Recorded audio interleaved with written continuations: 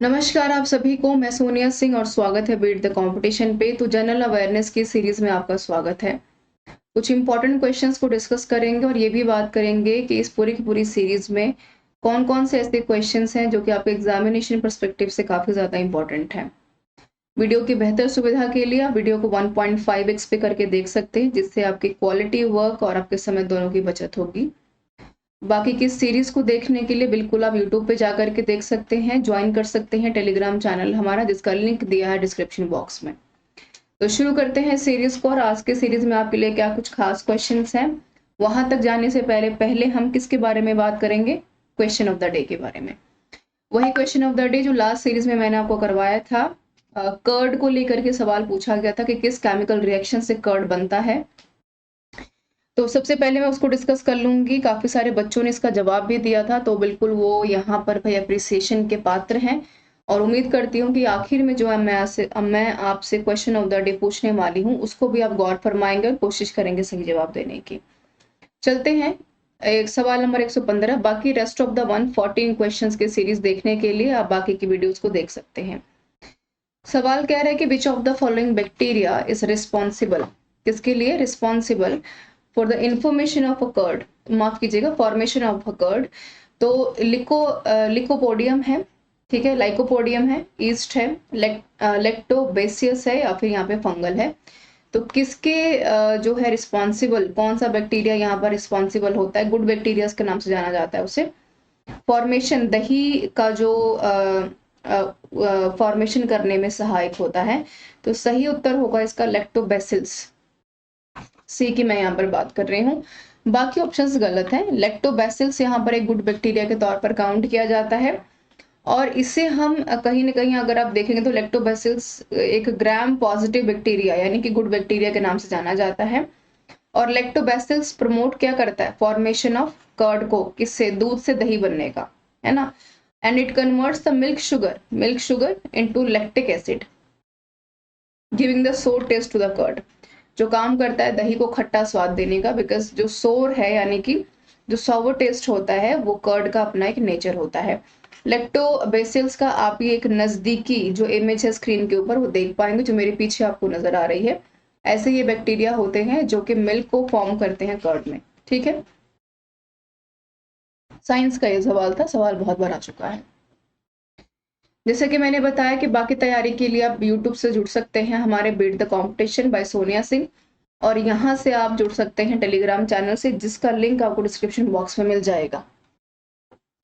चलते हैं आज की सीरीज पे। अगले सवाल 116, 116वां सवाल। ट्रीटी की बात की है कौन सी? Sagauli. Treaty of Sagauli was signed between British and home. और कौन था उनके साथ जिसके साथ ये ट्रीटी साइन की गई थी? गोरखा थे, नवाब ऑफ बंगाल थे, नवाब ऑफ अवध थे, या फिर मराठास थे। तो सगौल की संधि के साथ अंग्रेजों के साथ किसने और हस्ताक्षर किए थे? तो बिल्कुल जो आपका ए ऑप्शन है, गोरखों की हम बात कर रहे हैं। Treaty of Sagauli, also spelled Sagauli, Sagauli, Sigauli, the treaty that establish the boundary line of Nepal. आगे मैं इमेज भी दिखाऊंगी आपको। और गोरखों की बात हो रही है तो गोरखा रेजिमेंट आपने सुना होगा कि इंडियन आर्मी में एक अलग उनका रोल प्लेइंग नेचर यहाँ पर रहता है। और यहाँ पर 4 मार्च 1816 को ईस्ट इंडिया कंपनी यानी ब्रिटेन के बीच में, और जो इनके गुरु गजराज मिश्रा थे नेपाल से, उन्होंने एंग्लो नेपालीज वॉर में 1814 से 16 में लड़ाई करी, और बाद में उन्होंने एक संधि की, यहाँ पर सगौली की संधि के नाम से उसको जाना जाता है।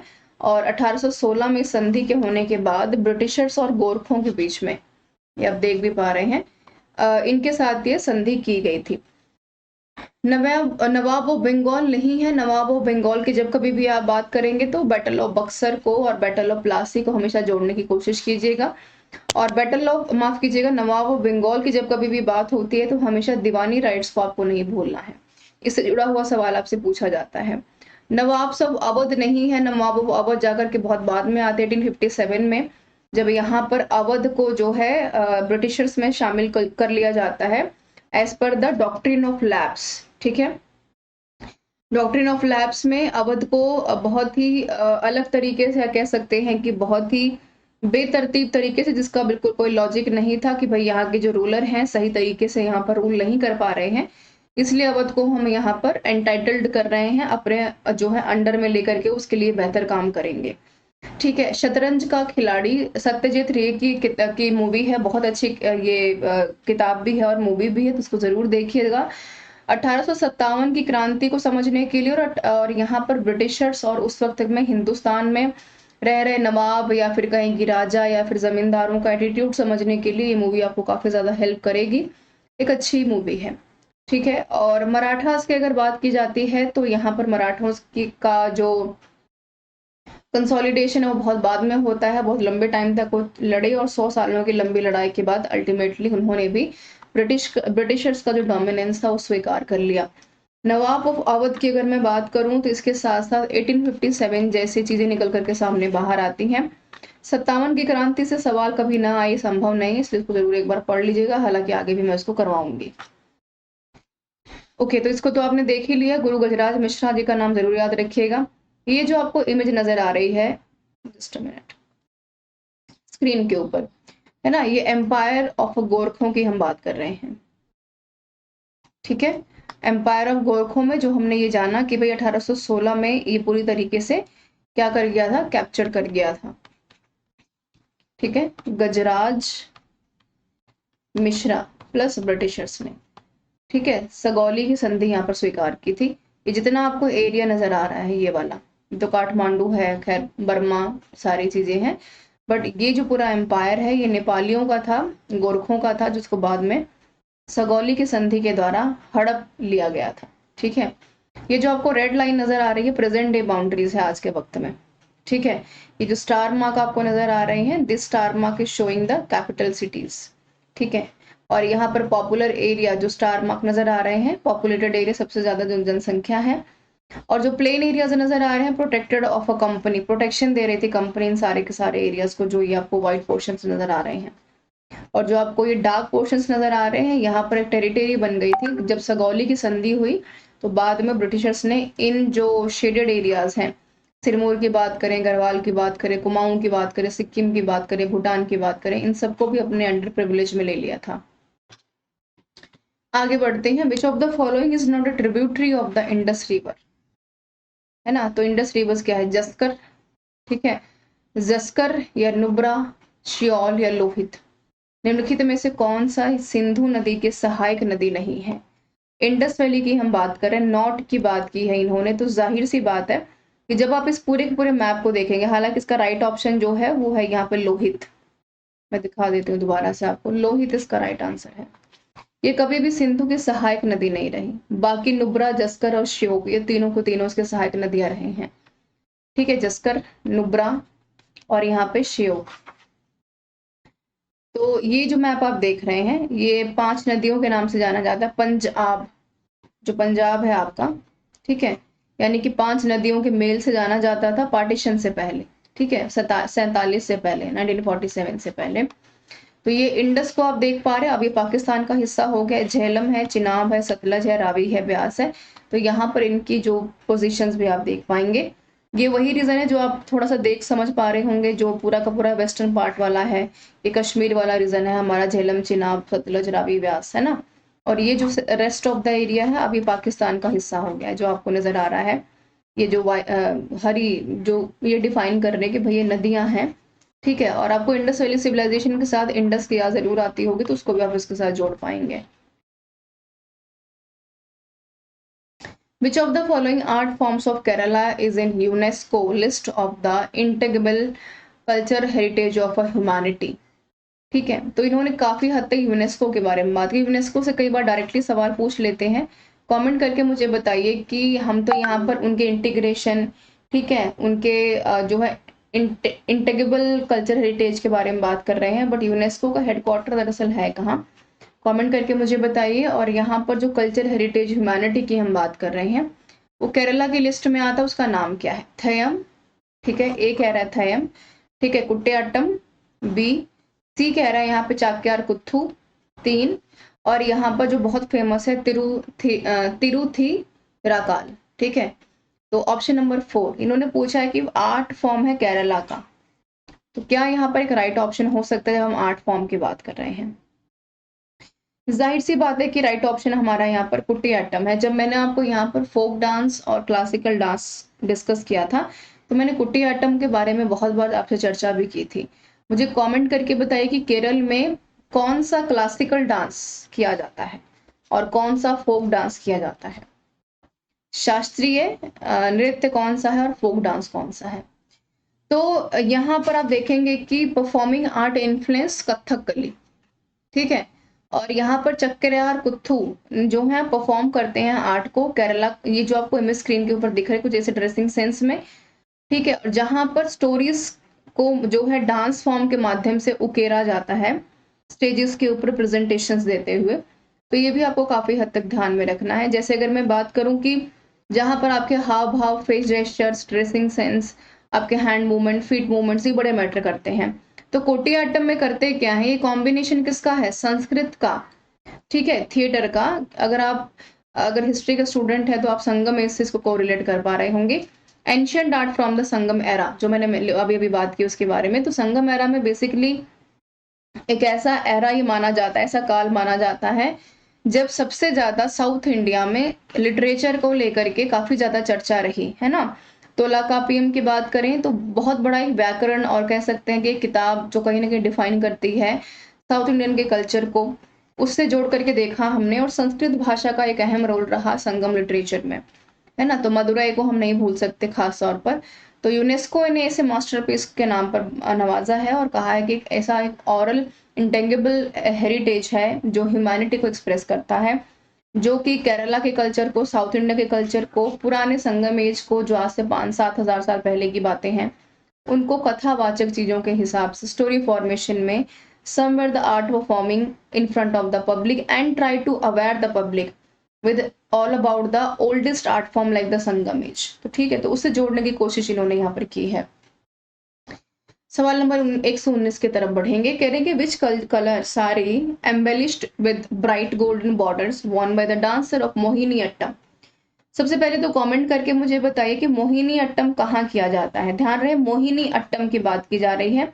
मोहिनी जो कहीं ना कहीं कहाँ से जोड़ती है, भगवान विष्णु के साथ जोड़ती है, अवतार के रूप में माने जाते हैं। तो मोहिनी जो शब्द है इट्स ऑल अबाउट कि मोह लेने वाली, है ना। तो ये सुरों का और देवताओं का, असुरों का और देवताओं का युद्ध आप सबको पता होगा, जब यहाँ पर भगवान विष्णु ने मोहिनी अवतार किया और बाद में इंद्र के द्वारा मोहिनी को मोह लेने की बात रखी गई और बाद में वो क्या हो जाते हैं, उनको पता चलता है कि ये कोई महिला नहीं, कोई जो है अप्सरा नहीं, ये भगवान विष्णु का ही अवतार है। तो कह रहे हैं कि ये डांसेस क्या है, डीप रेड कलर का बॉर्डर होता है, सी ब्लू कलर का, ठीक है, समुद्री नीला, व्हाइट होता है या पैरेट ग्रीन होता है। मैंने लास्ट टाइम जब आपको फोक और क्लासिकल डांस कराया था तो मैंने डिस्कस भी किया था आपसे सब कुछ। ये इमेज मैं कंप्लीटली यहाँ पे लाइबल नहीं हूँ आपको दिखाने के लिए, तो आप देख पा रहे होंगे कि ये जो बॉर्डर है आपको व्हाइट वाला, ये वाला सफेद ऑफ व्हाइट बॉर्डर जिसे कहा जाता है। तो ऐसी एक साड़ी होती है जिससे मोहिनी अट्टम डांस परफॉर्मेंस किया जाता है। मोहिनी अट्टम डांस परफॉर्मेंस की सबसे खास बात है आपका फेस जेस्चर और आपके फीट के मूवमेंट्स, ठीक है। तो एक स्टोरी फॉर्मेशंस को डांस के माध्यम से रिप्रेजेंटेशन करने का मौका यहाँ पर दिया जाता है। मोहिनी अट्टम कहाँ का डांस फॉर्म है, मुझे कमेंट करके बताइए। आगे बढ़ेंगे। 120 सवाल कह रहे हैं कि the valley of flowers national park is located where. Uttarakhand, Jammu and Kashmir, Himachal Pradesh और मेघालय। फूलों की बारी आती है जब भी तो उत्तराखंड और जम्मू एंड कश्मीर को कैसे भूला जा सकता है। ये जो नेशनल पार्क की मैं बात कर रही हूँ, जिस स्टेट की जहाँ पर ये स्टेब्लिश है, फाउंडेड है, वही वहाँ की यहाँ की इमेज है। आपने बहुत सारी मूवीज में, बहुत सारी सीरियल्स में इस इमेज को का यूज होते हुए देखा होगा। बहुत सारे जो पिक्चर्स हैं यहाँ पर दर्शाए भी गए हैं। तो आप ध्यान रख सकते हैं कि ऑप्शन नंबर ए, जाहिर सी बात है उत्तराखंड की हम बात कर रहे हैं। तो उत्तराखंड का valley of flowers national park के नाम से जाना जाता है, जो एस्टेब्लिश हुआ था 1982 में और चमोली स्टेट में ये एस्टेब्लिश है, ठीक है। अगर आपसे डायरेक्टली भी पूछ ले कि चमोली स्टेट में जो है क्या एस्टेब्लिश है, तो वैली ऑफ फ्लावर है, ठीक है। और यहाँ पर जो मिडोज होते हैं, एंडेमिक एल्पाइन फ्लावर्स यहाँ पर पाए जाते हैं। बहुत सारी वैरायटी होती है फ्लावर्स की, लाल, गुलाबी, सफेद, इस तरीके के। तो गढ़वालों का देखा जाए तो गढ़वालों का पूरा एक गढ़ है, ये क्षेत्र है। और आपको जानकर के हैरानी होगी कि यूनेस्को ने भी विश्व इस घाटी को जो है नाम दिया है वैली ऑफ फ्लावर्स का, तो यूनेस्को में भी इसको शामिल किया गया है। विश्व धरोहर स्थल नंदा देवी अभ्यारण्य, नंदा देवी राष्ट्रीय उद्यान का एक भाग भी इसको माना जाता है। तो नंदा देवी अगर अभ्यारण्य भी आपसे पूछते हैं तो उत्तराखंड में चमोली में है। ये दूसरा सवाल भी आपको यहाँ से याद रखना है, ध्यान रखना है। उत्तराखंड की हमने बात की। 121 क्वेश्चन कह रहे हैं कि which of the following places is famous for chikankari. तो आजकल तो चिकनकारी एम्ब्रॉयडरी का बहुत ट्रेंड है, लड़कियों को ज्यादा इसके बारे में पता होगा। और लड़के जो कुर्ता पहनते होंगे, अगर आपने लखनऊ में खास तौर पर मुस्लिम कम्युनिटी को अगर कुर्ता पहने हुए देखा होगा सफेद रंग का, तो चिकनकारी ही काफी ज्यादा चलती है वहां पर। तो क्योंकि मैंने आंसर आपको बता ही दिया, तो लखनऊ इसका राइट ऑप्शन हो जाएगा। हैदराबाद, चेन्नई, इंदौर नहीं है। लखनऊ की सबसे खास अहम चीज मानी जाती है चिकनकारी। इमेज आपको क्लियर भी हो रही होगी स्क्रीन के ऊपर, ठीक है। Lucknow will be the right option. 122वां सवाल, ठीक है। जादूगोरा की बात हो रही है, कह रहे हैं कि जादूगोरा इन सिंहभूम डिस्ट्रिक्ट, कहाँ पे है डिस्ट्रिक्ट है? झारखंड में, जगह का नाम है जादूगोरा। कह रहे हैं कि इंपॉर्टेंट माइन है, कहाँ की है ये, ठीक है। तो कह रहे हैं कि मैगजीन बनाती है, पन्ना, स्टोन्स देखे होंगे आपने, एमराल्ड की हम बात करते हैं, यूरेनियम या फिर कोल। तो किस चीज का इन माइंस में फॉर्मेशन होता है? जादूगोरा जो माइंस है आपके झारखंड सिंहभूम डिस्ट्रिक्ट में। तो काफी हद तक आप ये ध्यान रख सकते हैं कि हम यहाँ पर बात किसकी कर रहे हैं, यूरेनियम की हम बात कर रहे हैं। इमेज आपको क्लियर होगी। यूरेनियम बहुत ज्यादा पाया जाता है झारखंड, रांची की तरफ, और ये है हिंदुस्तान के मैप में इसका प्लेस, ठीक है। छोटा नागपुर के पास बिल्कुल बसा हुआ है। तो बहुत ज्यादा ये हाईली रिच रिसोर्सेज के तौर पर जाना जाता है, और झारखंड का ही ये रीजन है, बिल्कुल कॉर्नर वाले सेक्शन में है जादूगोरा यूरेनियम माइंस के नाम से जाना जाता है इसको, ठीक है। 123वां सवाल, the president order was issued under of the constitution of India which allows the president to make certain expectations and modification to the constitution for the benefits of a state subject of Jammu and Kashmir. तो हम किसकी बात कर रहे हैं भाई? JNK की बात हो रही है। तो 370 को याद ना किया जाए संभव नहीं है। तो कह रहे हैं कि राष्ट्रपति का आदेश के तहत ये जारी किया गया था 370 1D, जो आप देख पा रहे हैं। कह रहे हैं कि भारतीय संविधान जो राष्ट्रपति को बनाने की अनुमति देता है, क्या बनाने की अनुमति देता है? राष्ट्रपति को बनाने की अनुमति देता है। संविधान के कुछ अपवाद और संशोधन JNK राज्य विषय का लाभ है किसका? 370 का।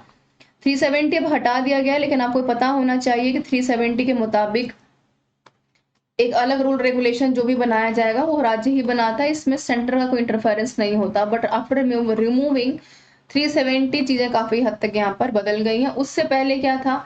JNK को स्पेशल राइट मिला था, ठीक है। कॉन्स्टिट्यूशन जो था इनका अलग से जो है अलाउ किया था स्टेट असेंबली का।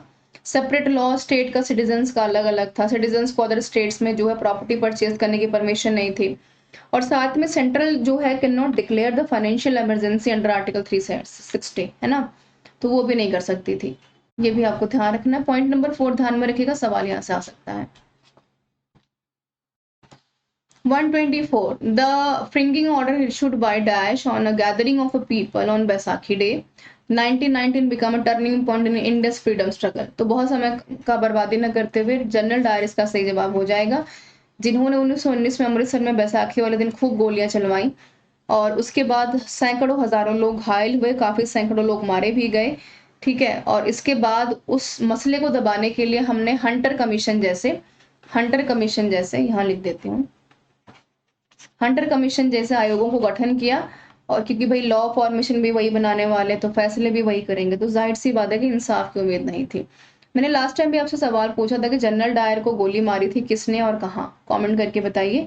ये जो उधम सिंह की आपको इमेज नजर आ रही है ना, ये अभी हाल फिलहाल में लास्ट ईयर एस्टेब्लिश की गई है in front of the door of Jallianwala Bagh, ठीक है। एक अहम रोल भी उनका रहा है, तो इग्नोर भी नहीं कर सकते। 125 क्वेश्चन क्या कह रहा है? कह रहा है कि which Indian state union territory has the shortest, माफ कीजिएगा, शॉर्टेस्ट कोस्ट लाइन है, सबसे छोटा कोस्ट लाइन किसका है?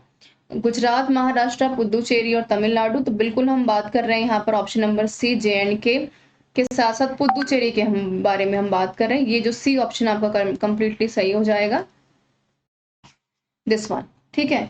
तो पुदुचेरी सबसे छोटी कोस्ट लाइन है इसकी।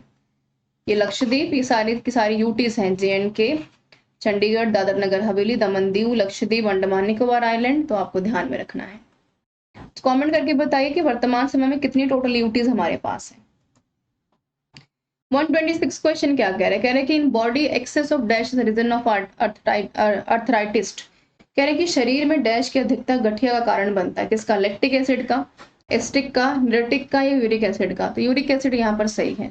ठीक है, तो बहुत ज्यादा जो है गठिया होता है ओबियसली, जिसको मतलब जो बायोलॉजी के बच्चे होंगे उनको पता होगा, साइंस के। तो जो जितने भी जोड़ जहां जहां पर होते हैं वहां पर जो हड्डियां होती हैं आपकी एक गांठ नुमा दर्द पैदा करती हैं। तो यहाँ पर इन्होंने लिखा है कि भाई हर्बल का काम टर्मरिक जिंजर बनाना काम करता है। तो जिसको अर्थराइटिस की समस्या है, गठिया का समस्या होता है, उंगलियां टेढ़ी हो जाती हैं, ठीक है, हड्डियां कमजोर हो जाती हैं, तो यहाँ पर मैंने डी ऑप्शन शायद कहा था। ठीक है, हाँ, uric acid will be the right option. 127 is known as the father of Indian ornithology. ठीक है, आपको बताना है कि पक्षी विज्ञान के स्टडी को क्या बोलते हैं? ऑरिंथोलॉजी। ध्यान रखिएगा इस चीज को। जनक के रूप में जाना जाता है किसको? जॉन जेम्स को, जॉन जेम्स ऑडबर्न को, या फिर कॉनरॉड लॉरेंज को, या सलीम अली को, या फिर यहाँ पर एलन ऑक्टिवन ह्यूम को? तो ये तो नहीं है, डी ऑप्शन नहीं है। ओ यू ह्यूम, इन्होंने कांग्रेस की स्थापना की थी 1885 में। ठीक है, तो ये तो हट जाएंगे। सलीम अली साहब बहुत, अगर आप देख पा रहे होंगे यहाँ पर, ठीक है, तो Salim Ali will be the right option. Birdman of India के नाम से भी इनको जाना जाता है। Well known as the Indian bird of the greatest Indian ornithologist के नाम से जाना जाते हैं। Ornithology, Salim Ali was responsible for advancement of conservation biology in India, और विज्ञान के मामले में एक बहुत अच्छी नॉलेज उन्हें रही, but is now being widely taught in universities and wild life institutions of over India. और इनके योगदान की वजह से आज हम पूरे विश्व में wild life sanctuaries, wild life के बारे में पढ़ पाते हैं, बर्ड सेंचुरीज के बारे में जान पाते हैं। जिन्होंने कंसोलिडेट किया नॉलेज को, Englishman and the ideal rich Salim Ali made into a serious discipline. ठीक है, एक उन्होंने जो है अन्य चर्चा का कारण इसे बनाया, और उन्होंने नियरली एवरी रीजन, हिंदुस्तान को, दुनिया के पूरे रीजन्स में जाकर के अलग अलग जगहों पर स्टडी की, इकोसिस्टम को, बर्ड्स को, जूलॉजी को, बॉटनी को, एंटोमोलॉजी को, इकोनॉमिक्स को, इकोलॉजी को, बायोग्राफी को, बायोजियोग्राफी को, और बिहेवियरल साइंस ऑफ इथोलॉजी को। ठीक है, तो इन्वायरमेंट से जुड़ा हुआ एक महान काम यहाँ पर सलीम अली जी ने किया था। तो आपको ये हमेशा ध्यान में रखना है। इमेज आप स्क्रीन के ऊपर देख पाएंगे। नेक्स्ट बढ़ते हैं। कह रहे हैं कि which of the following pair is not correctly matched desert country. जो रेगिस्तानी हमारे देश हैं उनसे करेक्टली कौन सा मैच नहीं कर रहा है? सोरोना यूएसए, ठीक है, या टकलामाकम चाइना, कराकम तुर्कमेनिस्तान, या फिर जिप्सन ब्राजील? सही वाला जो नहीं मैच कर रहा है, तो बिल्कुल यहाँ पे डी ऑप्शन मैच नहीं कर रहा है। गिप्सन ब्राजील, ये यहाँ पर सही मैच नहीं कर रहा है। बाकी सारे के सारे सही है। ठीक है, तालाकम चाइना में है, कराकम तुर्कमेनिस्तान में है, और सोरोना यूएसए में है। ये आप स्क्रीन के ऊपर देख पा रहे होंगे। सहारा डेजर्ट की हमने बात की है। ठीक है, तो ये पूरा का पूरा जो सहारा डेजर्ट है यहाँ पर ऑक्युपाइड है completely. Shifting cultivation is also known as the north east में क्या जाना जाता है? झूम के नाम से। ठीक है, पूर्व भारत में झूम की खेती के नाम से हम उसको जानते हैं। अब शिफ्टिंग कल्टीवेशन में झूम है क्या?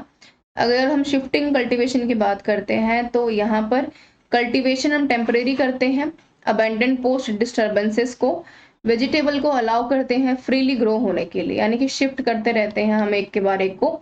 ऐसा नहीं है कि आपने 2 महीने कोई और सब्जी लगाई, चौथे महीने कोई और लगाई, 5वें महीने कोई और लगाई। तो हम यहाँ पर कुछ समय तक फसल लेने के लिए चुना जाता है एक पर्टिकुलर प्लेस। ठीक है, उससे ये फायदा होता है कि ना तो जमीनें बंजर होती हैं, और यहाँ पर प्रोडक्टिविटी, फर्टिलिटी भी अच्छी रहती है। 130 की तरफ चलते हैं। Who was the first governor general of India? काफी कॉमन क्वेश्चन है। डलहौजी को बिल्कुल हम जोड़ते हैं 1857 के साथ, doctrine of lapse. Lord Cornwallis, इनको कैसे भूला जा सकता है? कॉर्नवालिस बिल्कुल यहाँ पर हम जोड़ पाते हैं, न सिर्फ एक कटु ब्रिटिशर्स के योगदान के साथ कॉर्नवालिस को बिल्कुल हम जोड़ते हैं यहाँ पर परमानेंट सेटलमेंट के साथ, जमींदारी सिस्टम के साथ, और साथ में हम जोड़ते हैं यहाँ पर later on responsibility of Bengal of partition also. Bengal of partition के साथ साथ हिंदुस्तान में एक कटु राजा के जो है ब्रिटिशर्स के तौर पर उनकी जो हम उनका नाम अभी भी याद करते हैं, कॉर्नवालिस का। ठीक है, तो बेंटिक यहाँ पर राइट ऑप्शन होगा। ठीक है, 1888, माफ कीजिएगा, 1828 से 1834 तक उनका योगदान बेहतर रहा। जिन्होंने गवर्नर जनरल ऑफ इंडिया का सबसे पहला लिबरल कार्यभार संभाला, और उनको father of modern western education of India के नाम से भी नवाजा जाता है। इसको याद रखिएगा, दूसरा पॉइंट इंपॉर्टेंट है, सवाल डायरेक्टली कई बार पूछ लेते हैं। 131 which among the following is a dance form of a state of Arunachal Pradesh, तो क्या है? ठीक है, मुझे कमेंट करके बताइए जो सत्रिया है ये कहाँ का है। मैंने अभी भी शुरू में एक स्टेट का नाम लिया है, वीडियो अगर आपने देखी होगी तो आप सही जवाब दे पाएंगे। पोपीर सही है, ठीक है, अरुणाचल प्रदेश में हम पोपीर करते हैं। अच्छा, जिन बच्चों ने मेरी क्लासिकल डांस और फोक डांस वाली वीडियो नहीं देखी है उसको देखिए, मैंने प्रॉपर एक लिस्ट वहां पर प्रोवाइड की है कि कौन से स्टेट में कौन सा क्लासिकल डांस और कौन सा फोक डांस किया जाता है। ये पोपीर डांस है, आपको जो नजर आ रहा है स्क्रीन के ऊपर, जो करती हुए महिलाएं आपको दिख रही हैं, ये इनका अपना कल्चरल डांस फॉर्म के तौर पर काउंट किया जाता है। 132वां, branch of a biology that deals with the study of organism and their organ, कह रहे हैं कि यहाँ पर जीव विज्ञान की ऐसी कौन सी शाखा है जो जीव और उनके अंगों को बताती है, तो क्या हो जाएगा यहाँ पर? हमने कहा एंटोमोलॉजी, बोन्स की हम यहाँ पर बात करते हैं, बी सही है। ठीक है, B option is completely correct everyone. ये देख पाएंगे आप स्क्रीन के ऊपर, इनकी जो स्टडी है कि कौन सी हड्डियां कितनी पुरानी होती हैं, उसको हम कार्बन डेटिंग के माध्यम से C18 के माध्यम से जांचते हैं। साइंटिफिक फॉर्मूला होता है जिससे हम किसी व्यक्ति के दांतों की, उसके जो है मस्तिष्क कह रही हूँ सॉरी, जो उसका स्केलेटन होता है, हेड होता है, उसके माध्यम से जान पाते हैं कि कौन सी जो व्यक्ति की जो स्केलेटन है कितनी पुरानी है। यूटीज कह रहे हैं कि निम्नलिखित में से कौन सा केंद्र शासित प्रदेश प्रदान किया गया है आंशिक राज्य हुड जहाज के साथ? पुदुचेरी, दमन दीव, दादर नगर हवेली और लक्षद्वीप। इससे पहले हमने सबसे शॉर्टेस्ट कोस्टल लाइन के बारे में बात की थी, है ना, तो हमारा कौन सा था? कौन सा? पुदुचेरी। तो पुदुचेरी को ही, जो पहले पौंडीचेरी था, उसी को हमने यहाँ पर नाम दिया है, जिसको विद पार्शियल स्टेट हुडशिप का नाम हमने दिया है। और आप भी देख पा रहे होंगे कि पॉपुलेशन है यहाँ पर जो आप मेंशन की गई है, हिंदूज 87% है, लिटरेसी रेट 86% है। फ्रेंच कॉलोनी बनाई इसने 1674 में पुदुचेरी माहे को, जो ये आप देख पा रहे हैं सबसे छोटी कोस्टल लाइन है इनकी। ठीक है, और ट्रांसफर कर दी गई थी यहाँ पर किसके द्वारा? हिंदुस्तान को। ये कब कर दी गई थी? 1962 में, राइट। और बाद में इसको जब जो है डिप्लोमेटिक कब बनाया गया, कब इसको लाया गया? फ्रेंच ने इसको, सबसे पहले फ्रेंच ने ही इसको 1674 में इसको कैप्चर किया। बाद में फ्रेंच को जब हिंदुस्तान से बाहर कर दिया गया तो वापस ले लिया गया पुदुचेरी उनसे। ठीक है, 134 पंडित रवि कुमार शर्मा, स्क्रीन के ऊपर इमेज, पद्म विभूषण से नवाजे गए हैं, कौन सा इंस्ट्रूमेंट बजाते थे? संतूर बजाते थे। इमेज भी नजर आ रही है स्क्रीन के ऊपर, संतूर बजाते हुए दिखाई दे रहे हैं। इंडियन क्लासिकल म्यूजिक के तौर पर काफी एक बेहतर नाम है। 10 मई 2022 को उनकी डेथ हो गई, 1939 में वो पैदा हुए थे और बॉर्न हुए थे वो जम्मू में। पंडित शिव कुमार शर्मा ने सीखना शुरू किया संतूर सबसे पहले 13 साल की उम्र में, और 1955 में उन्होंने सबसे पहले अपना मुंबई में पब्लिक परफॉर्मेंस दिया था। और शर्मा जी यानी पंडित शिव कुमार शर्मा जी ने सबसे पहले म्यूजिशियन थे जिन्होंने कि क्लासिकल म्यूजिक संतूर बजाने के बारे में जम्मू कश्मीर से उनका वास्ता रहा, और संतूर को उन्होंने क्लासिकल स्टेटस का नाम भी दिलाया, ट्रेडिशनली फेमस भी करवाया, जो कि सितार और सरोद का एक अपना एक next of level of combination माना जाता है। 135 कालिदास के बारे में बात हो रही है, कह रहे हैं कि इसमें से कौन सी जो पोइट है या ड्रामा है यहाँ पर महाकवि कालिदास ने नहीं लिखी है, नॉट रिटन, है ना? तो शकुंतला, ऋतु संहार तो लिखा है, ठीक है, मालती माधव या फिर मालविका अग्निमित्रम। तो ऋतु संहार और मालविका अग्निमित्रम तो लिखा है, तो ये तो बी और डी तो नहीं होंगे। डाउट आता है यहाँ पर सिर्फ हमें किसमें? शकुंतला भी लिखा है उन्होंने, ठीक है, तो मालती माधव इन्होंने नहीं लिखा, इन्होंने मालविका अग्निमित्रम लिखा है, ठीक है, मालती माधव नहीं लिखा है, तो ये आप ध्यान में रख सकते हैं। कालिदास ने यहाँ पर बहुत सारे प्लेज और बहुत सारे ऐसे स्टोरीज, मॉरल लेसन्स जो है नवाजे नेचर के साथ भी जुड़े हुए थे। और आपको नहीं भूलना चाहिए कि इन्हीं के टाइम पर रामायण और महाभारत को भी रचित किया गया था। गुप्तास पीरियड में गुप्त साम्राज्य के बहुत बड़े फेमस जो है लिटरेचर डेजिग्नेटेड पीपल के रूप में जाने जाते हैं, लोग के नाम में। Which of the following word was inserted in the preamble by 42 amendment of Constitution of India? किस शब्द को प्रस्तावना में सम्मिलित किया गया भारत का संविधान 42वां संशोधन में? Economic integrity of belief and politician.